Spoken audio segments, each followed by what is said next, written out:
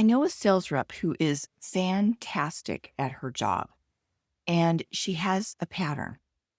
The moment a client asks for something that her company doesn't offer, she goes into a panic. She runs around trying to figure out what to do. She's saying, "We're going to lose them.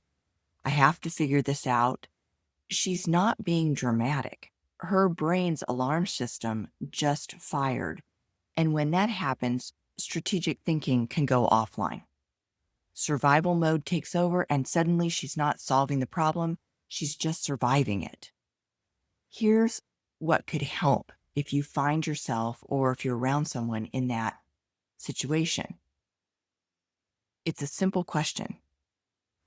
What do you notice about your thinking when a client asks for something that we don't offer? The question should immediately shift her from reaction to reflection. And 9 out of 10 times, she already had the solution. The panic wasn't protecting the relationship, it was actually blocking the relationship. So she was creating her own fear. That's the shift. I write about patterns like this every Tuesday in Rewire. Join me, the link's in my bio.